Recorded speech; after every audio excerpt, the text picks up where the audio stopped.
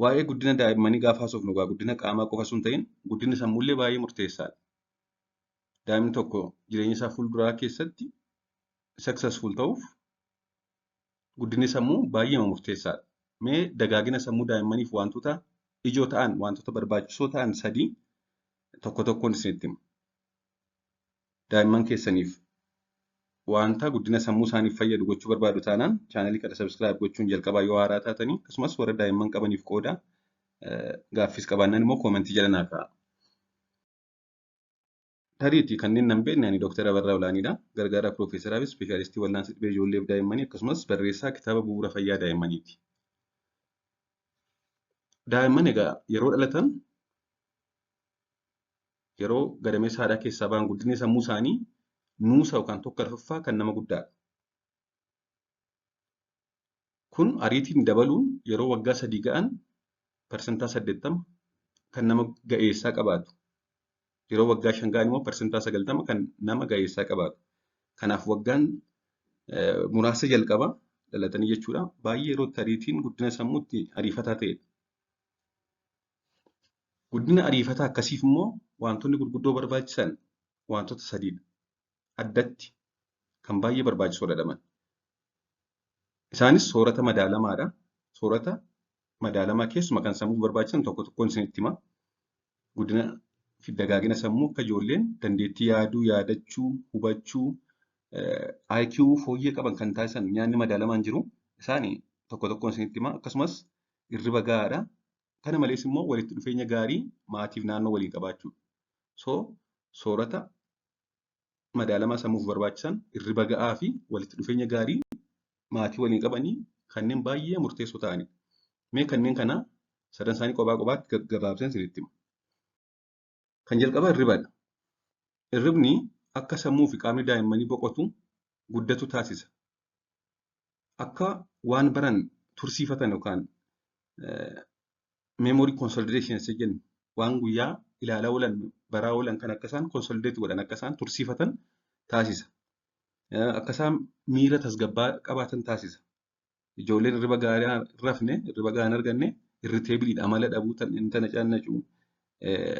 Ijoolleen hirriba gahaa qaban immoo miirri isaanii tasgabbaa'oodha. Kana malees hormooniin guddina sammuu isaaniif barbaachisan, hormoononni ittisoo qaamaa cimsan irra caalaan kan oomishaman yeroo daa'imman rafanidha. It supports memory consolidation, mood regulation, and the production of hormones critical for brain and body development. So, yeroo kana hormooniin guddina sammuuf, dagaagina sammuuf ittisoo qaamaa cimsan halkan caalaa oomishaman jechuudha yeroo isaan rafan. Kanaaf egaa hirriba gahaa argachuun guddina sammuuf baay'ee barbaachisaadha jechuudha. Guddina sammuun dabalatallee ittisoo qaamaa cimsuuf fayyaa qaamaa waliigala barbaachisaadha. Normaalii daa'imman sa'a 24 keessatti hagam rafuu qabu kan jedhu gabaabsinee ilaalle daa'imman akka dhalataniin ji'a 2-3 jalqaba guyyaatti hanga sa'a 18 rafuu danda'u. Ji'a 3 jalqaba baay'ee rafuudhaan sa'a 24 keessa sa'a 18 rafuu jechuun sa'a 6 qofa aktiivii ta'uu baru. Ji'a 4 hanga ji'a 12 sa'a 12 hanga sa'a 16 rafu naappii wajjin jechuudha. Waggaa 1 hanga waggaa 2tti sa'a 11 hanga 14 rafu. Waggaa 3 hanga waggaa 5tti sa'a 10 hanga 13 rafu. Yeroo hedduu waggaa 3 booda naappii fudhachuu dhiisaa dhufu. Yeroo umriin isaanii waggaa 6 ta'u immoo waggaa 6 hanga 12 sa'a 9 hanga 12 rafu. Yeroo umriin isaanii waggaa 13 darbu immoo guyyaatti sa'a 8 hanga 10 rafu. Kun hirriba umurii isaaniidhaaf barbaachisaa ta'edha jechuudha. Kana taasisuuf egaa maatiin haala hirriba isaanii mijeessanii akka isaan hirriba boqonnaa qabu sa'a jedhame kana rafan taasisuu qabu. Fakkeenyaaf yeroo rafuuf jedhan sa'a tokko dursanii akka isaan iskiriinii adda addaa hin ilaalle, televezyiinii hin ilaalle, silkii hin ilaalle, sa'a tokko dursanii waan nama si'eessan kanneen akka sheefaa akka hin dhumne, sochii qaamaa akka hin taasisne sa'a tokko dursanii taasisuun barbaachisaadha. Akkasumas sa'a dhaabbataa hirribaa barsiisu qidaamee fi sanbata illee dabalatee sa'a wal fakkaataa akka rafanii ka'an. Hirriba dura haala tasgabbaa'uu, hirriba dura sagaleen akka hin baay'anne, haalli mana keessa tasgabbaa akka ta'u taasisuu, wal isaan rafan tasgabbaa akka ta'u taasisuu. Siree immoo hirriba qofaaf akka fayyadaman taasisuu, irra taphachuu, irra fiiguu otoo hin ta'in siree hirriba qofaaf akka fayyadaman taasisuu. Inni lammaffaan sooratadha. Soorata. Kun egaa gaaffii hin qabu. sooranni akka guddina sammuuf barbaachisaa ta'e beekamaadha. Akkuma qaama isaaniif barbaachisu jechuudha. Waggaa lamaan jalqabaa daa'imman annisaa nyaatarraa argatan keessaa persentaa 60 guddina sammuuf oolchu. Sooratarraa enerjii argatan persentaa 60 guddina sammuuf oolchu. Sammuun daa'immanii illee persentaa 60 coomadha. Niwurooniin kun, nerviin kun, wantoonni nerviitti maramanii jiran maayiliin shiit kan jedhaman kun nervi kondaakshiniif kan gargaaran coomadha. Persentaan 60 sammuun isaanii. Aannan harmaadhaallee kan daa'immaniif wanta biraan isaa dorgomu hin jirrellee irra caalaan isaa coomadha. Cooma baay'ee hedduu qaba. Kanaaf guddina sammuu daa'immaniif nyaata baay'ee barbaachisaa ta'e coomadha jechuudha. Kanaafuu waggaa lamaan jalqabaa sammuun daa'immanii ariitiin guddataa jira waan ta'eef nyaatawwan gosa coomaa isa gaarii ta'e qabu nyaachisuun akka dandeettiin sammuu isaanii cimaa ta'u taasisu. Coomni gosa lama jira. Gosa coomaa isa gaarii ta'e jira. Gosni coomaa kan gaarii hin taane jira. Fat is very important for myelation of babies growing brain. Gosa coomaa isa gaarii ta'e nyaachisuu. Isaan kunis eenyufaa akka ta'an isinitti himu. Kana malees egaa vaayitaaminoonni akka vaayitaamin A, D, E fi K kan jedhaman kun cooma malee gara qaamaatti fudhataman. Fat soluble vaayitaamin jechuudha.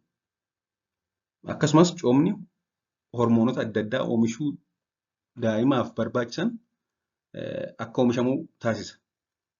Hormoonota adda addaa oomishuuf daa'imaaf baay'ee barbaachisan akka oomishamu taasisa. Nyaatawwan gosa coomaa isa gaarii ta'e yookaan saturated fat qaban keessaa gurguddoon kanneen armaan gadiidha. Akkuma nama jedhe coomni gosa lamadha. Cooma isa gaarii ta'eef isa gaarii hin taane. Inni gaarii ta'e saturated fat jedhama. Inni gaarii hin taane unsaturated jedhama.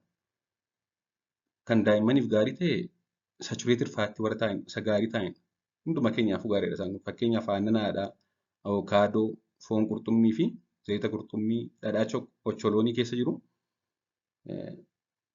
Dhadhaan ocholoonii yookaan ocholooniin daakamee bifa dhadhaatiin daabbootti goonee nyaannu sun foon qurxummiin, avokaadoon fa'aa aannan harmaadha. Gosa cooma isa gaarii ta'e of keessaa qabu. Saturated faatii qabu jechuudha. Isaan keessaa muraasa tokko tokko naa ilaalu. Kan jalqabaa aannan itittuudha. Dhangaalee akka pirootinii, ziinkii, kooliin, ayoodinii fi vaayitaamin B kompleksii hedduu kan of keessaa badhaadheedha. Hormoonii taayiroid jedhamu kan dagaagina sammuu fi adeemsa narviilee qaamaaf murteessaa ta'e oomishuuf ayoodiniin barbaachisaadha.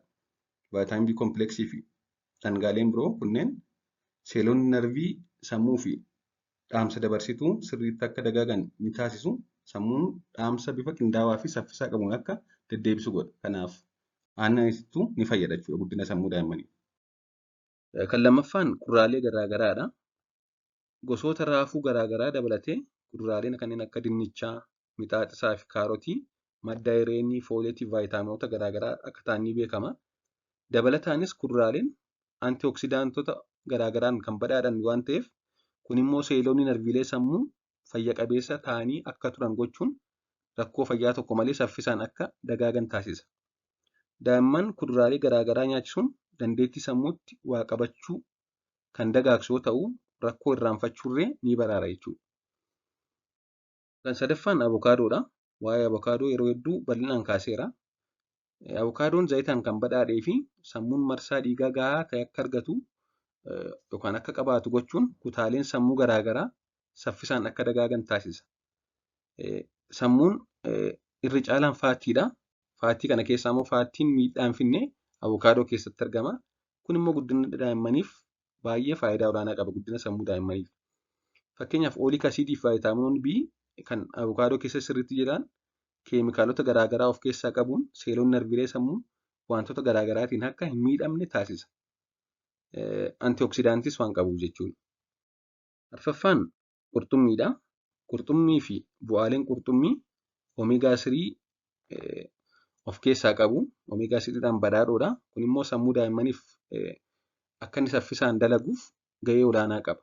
Waa'ee qurxummiis kophaatti dalageera waan ta'eef isa ilaaluu dandeessu. Qurxummiin faayidaa hedduu qaba. Isaan keessaa kan jalqabaa omeegaa 3 qabaachuu isaati jechuudha. Garbiraan killee yookaan buphaadha. Killeen yookaan buphaan pirootinii dabalatee dhangaaleen hedduun achi keessa jiru kanneen akka kooliin, omeegaa 3 faatii asiid, ziinkii fi vaayitaaminoota B gosa adda addaa akka daa'imman dandeettii hubachuu fi xiyyeeffachuu olaanaa godhatan kan gargaaran hedduu qabu.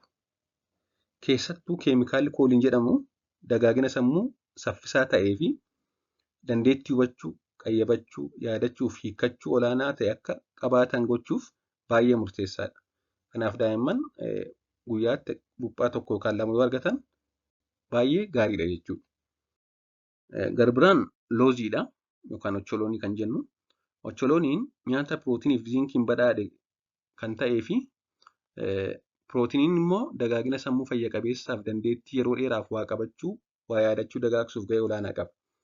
Akkuma beektan kanneen akka baaqelaa, loozii, atara jedhaman kun daa'imman xixiqqoof iji isaaniin kennamu. Erga gara lallaafaa ta'etti jijjiiramanii booda kennama. Looziin illee ija isaa miti kan kennuufii qabnu. Dhadhaan loozii irraa qophaa'ee jira yookaan looziin bifa dhangala'aatti erga jijjiiramee booda daabboo fa'aa keessa kaa'anii kennuun gaariidha jechuudha. Garbiraan baaqelaa fi sanyii isaa. Gosti nyaataa kunneen dhangaalee nyaata dagaagina sammuu daa'immaniif barbaachisaa kanneen akka ziinkii, pirootinii, ayireenii, fooletii fi kooliinii of keessaa qabu waan ta'eef nyaanni adda addaan kan baaqelaa fi sanyii isaa of keessaa qaban ittoolee dabalatee jechuudha. Ittoon baaqelaa irraa qophaa'ee, ittoon atara irraa qophaa'ee daa'imman yoo kenname faayidaa hedduu qaba jechuudha. Qabxiin sadaffaan guddina daa'immaniif baay'ee murteessaa ta'e immoo walitti dhufeenya gaarii maatii waliin qabanidha. Sammuun daa'immanii dalagaan baay'ee ariifataa fi cimaadha. Sekondii tokkotti niiroonota miliyoona tokko ta'antu wal dubbisa. Kana immoo ofumaan miti kan isaan uuman maatii fi naannoo isaanii waliin yeroo dhaabbataa ta'een bal'inaan naannoo isaanii maatii isaanii wajjin walitti dhufeenya uumanii niiroononni kun erga adda addaa daddabarsu jechuudha.